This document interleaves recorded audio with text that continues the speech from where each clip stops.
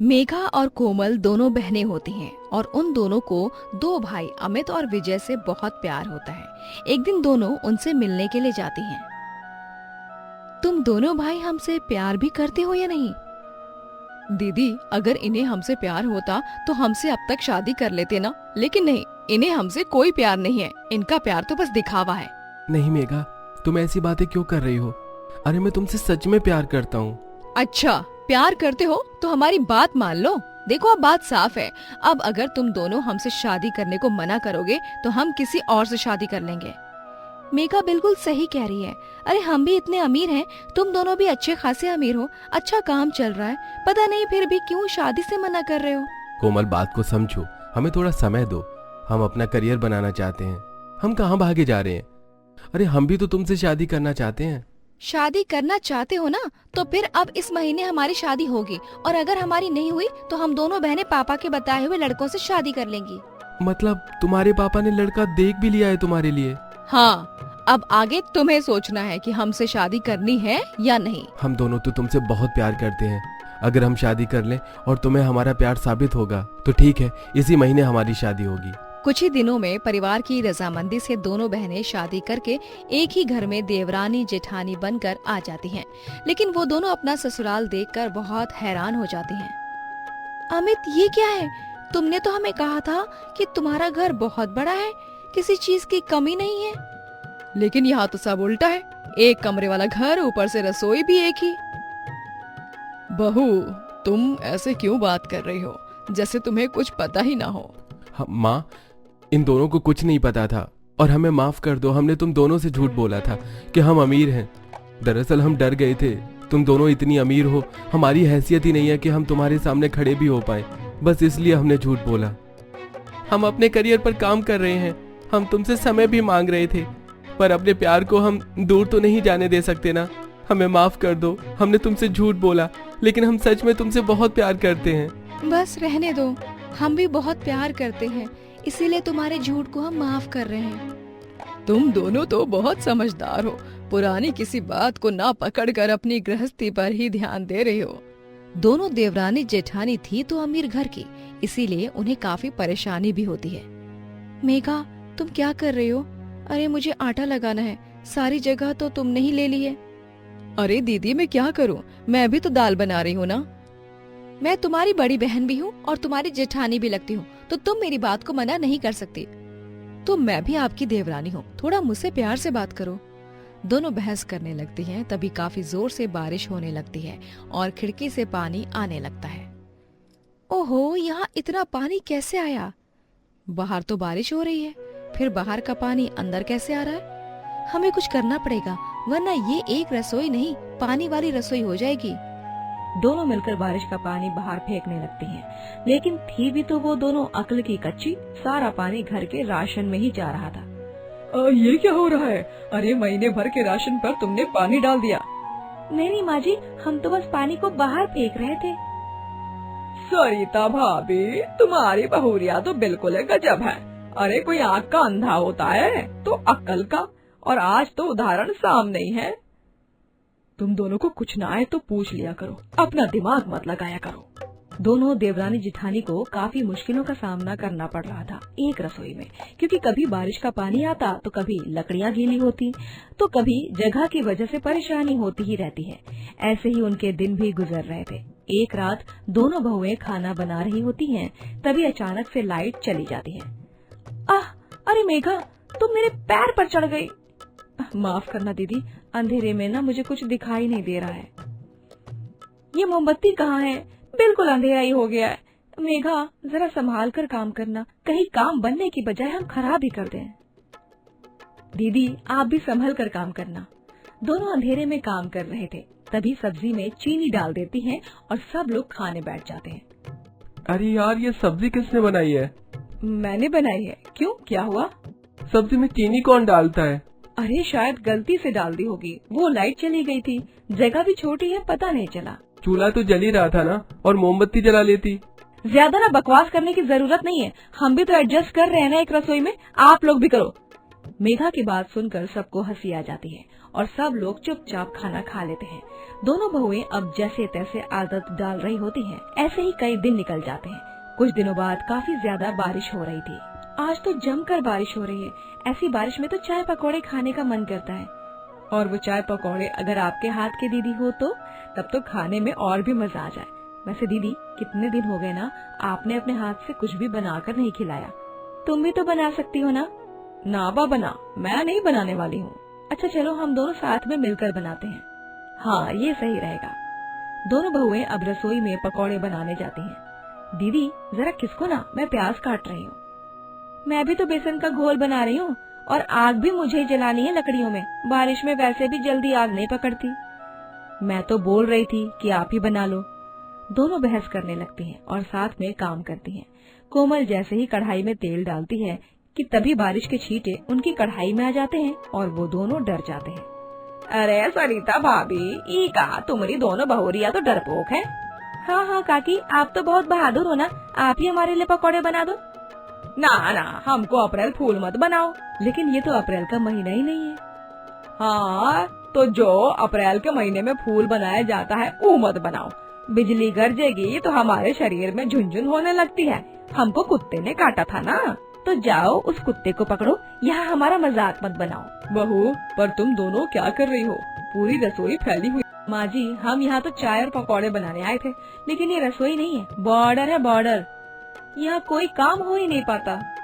तुम दोनों अमीर घर से हो ना, तुम्हें आदत नहीं है इन सब की। हटो, मैं सिखाती हूँ। सरिता अपनी दोनों बहुओं को बड़े प्यार से सिखाती है। ऐसे ही हर बरसात में दोनों देवरानी जेठानी के लिए मुश्किलों की बरसात होती है। कई दिन निकल जाते हैं। कुछ दिनों बाद सरिता दोनों बहुओं से कहती है, अरे बाहर बारिश हो गई है, जाओ सूखे कपड़े ले आओ और एक सूखी लकड़ी ले आना, वरना खाना भी नहीं बन पाएगा। चलो मेघा, तुम आई हो बाहर। दीदी, ये आप क्या कह रही हो? मैं तो यही हूँ। अरे मेघा, मतलब बारिश बरसात आ रही है ना बाहर, तो चलो काम निपटाए। दोनों बहुएं घर से बाहर निकलती हैं और बारिश से बचती बचाती सूखे कपड़े और लकड़ियाँ लेकर जाने लगती हैं। तभी कोमल का पैर फिसल जाता है और वो गिर जाती है। अरे दीदी, आप तो गिर गई। मेघा कोमल को उठाने जाती ही है कि उसका भी पैर फिसल जाता है। कैसा लगा मेघा? दोनों बारिश में मजे करने लगती हैं। उन दोनों को ऐसे हंसते नाचते हुए देखकर पड़ोसन, सास, दोनों के पति वहाँ आ जाते हैं। मेघा, यहाँ कितना मजा आ रहा है ना? हाँ दीदी, अमीर वाली जिंदगी कितनी बोरिंग होती है। यहाँ तो हर दिन ही एक अलग एडवेंचर है, मजा आ रहा है। ऊपर से हमारी खुशी दुगनी तभी हो जाती है जब हमारे पति हमारे साथ हैं। अरे तुम दोनों का बौर आ गई हो। इस जिंदगी को लोग कोसते हैं और तुम दोनों हो की खुशी मना रही हो। लोगों को गम में तो पागल होते हुए खूब देखा है, लेकिन यहाँ तो तुम्हारा पूरा मानसिक संतुलन ही हिल गया। गम और खुशी का फर्क भी नहीं पता चल रहा है तुम्हें। हाँ काकी, आपने बिल्कुल सही कहा। अरे नहीं, वो आप क्या कहती हो? हाय दैया, ई का हो गया। बाहुरिया की अकलिया को तो दीमक ही लग गई है। हाय दैया, ये तो हमारी नकल उतार रही है। हम जा रहे हैं, हमको यहाँ रहकर अपना और मजाक नहीं बनवाना है। चलत है हम। काकी, थोड़ी देर बाद दोबारा आ जाना, क्योंकि हम दोनों दाल में रोटी डालकर खाएंगे। आपको पसंद है दाल पिट्ठी, वही बनाएंगे। अब तो हमें भी ये बहुत पसंद आने लगा है। पहले तो हम दोनों अपने किए पर बहुत शर्मिंदा थे कि हमें तुम्हारे साथ ऐसा नहीं करना चाहिए था, लेकिन अब तुम दोनों इतना खुश हो, ये देखकर हमें बहुत खुशी हो रही है। जेठ जी, अब आप शर्मिंदा मत होना। हमें शुरू में ये जिंदगी जहन्नम लग रही थी, लेकिन अब तो मुझे ऐसे रहने में मजा आता है। और मुझे भी। देवरानी जेठानी को इतना खुश देखकर पूरा परिवार भी खुश हो जाता है और इसी तरह आगे की उनकी जिंदगी खुशी खुशी बीतती है।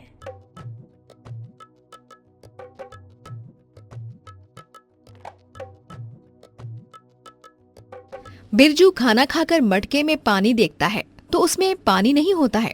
तभी एक गिलास में बिरजू की पत्नी राधा पानी लेकर आती है और देते हुए कहती है, ये लीजिए, वो आज मैं सुबह नदी से पानी नहीं ला पाई, इसीलिए हमारे पास आज पीने का पानी नहीं था। थोड़ा बहुत ही था, इसीलिए ले लीजिए, आप ये पानी पी लीजिए। तुमने तो पानी पिया ही नहीं, कहीं तुम खुद प्यासी रहकर मेरे लिए पानी तो नहीं लाई हो? अरे नहीं, मैंने पानी पी लिया था। ये लीजिए, अब आप भी पी लीजिए।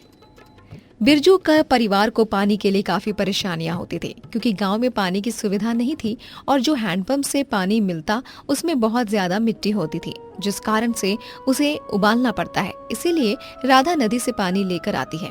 ऐसे एक रोज राधा की तबीयत ठीक नहीं थी, इसीलिए वो घर पर ही बैठी खुद से बातें करते हुए कहती है, मुझे अचानक से चक्कर क्यों आ रहे हैं? मुझे तो पानी लेने भी जाना था।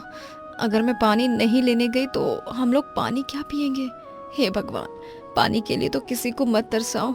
मुझे पानी लेने तो जाना ही होगा, लेकिन इतनी दूर नदी है, वहां से मैं पानी कैसे लाऊंगी इस हालत में? नहीं, मुझे हिम्मत तो करनी होगी। राधा नदी का पानी लाती है, वो भी गंदा होता है। ये देखकर बिरजू कहता है, अरे राधा, ये पानी तो गंदा है। अब नदी से यही पानी मिलता है, हैंडपंप के पानी से तो ठीक ही रहता है। कोई बात नहीं राधा, तुम इतनी दूर से पानी भर कर लाई हो, इतनी मेहनत की है, इसे प्यास तो बुझी जाएगी हमारी। नदी का पानी भी अब धीरे धीरे गंदा होता जा रहा था और वो भी पीने लायक नहीं बच रहा था। गरीब मजदूर बिरजू बेचारा इतनी मेहनत करने के बाद भी पानी नहीं पी पा रहा था और वो पानी के लिए तड़पता रहता है। और ऐसी हालत देखकर बिरजू बाकी के गांव वालों से कहता है, हम लोगों को पानी की इतनी समस्या है, ये हम सबसे छुपा तो नहीं, इसीलिए अब हम सबको हमारे लिए तो आवाज उठानी ही पड़ेगी। आज ही हमने सरपंच जी के पास जाना पड़ेगा और एक अकेले की आवाज से कुछ नहीं होने वाला। हम सभी गांव वालों को साथ में चलना पड़ेगा, सरपंच जी को अपना दुख बताना पड़ेगा। बिरजू बाकी के गांव वालों को साथ में लेकर सरपंच जी के घर जाता है, जहां सरपंच एसी में बैठकर फ्रिज का ठंडा ठंडा पानी पी रहा होता है। सरपंच जी, आप तो हमारे गांव के सरपंच हो, आपको हमारी परेशानियों के बारे में पता ही है।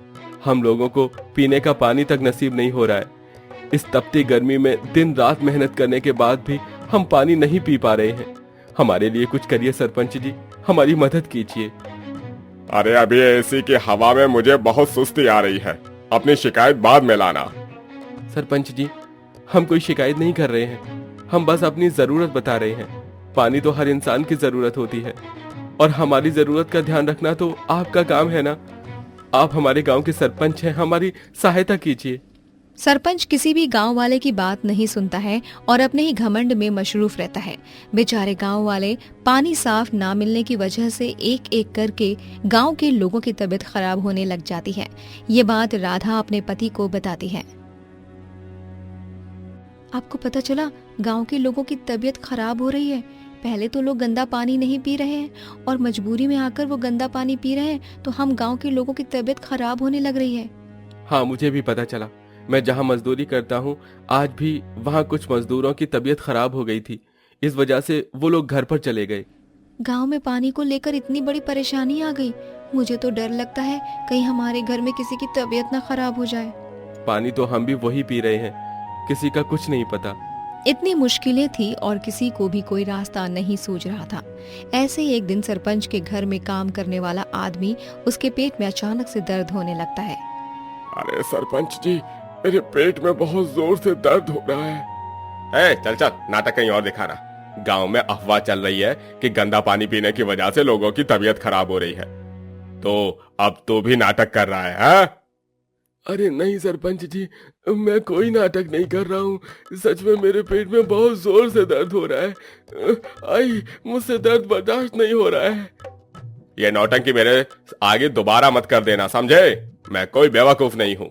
गांव वालों को क्या लगता है कि वो ऐसे नाटक करेंगे और मैं पिघल जाऊंगा? अरे मरते हैं तो मेरे गांव वाले, मुझे गांव वालों से कोई मतलब नहीं है। गांव का सरपंच बहुत ही पत्थर दिल था।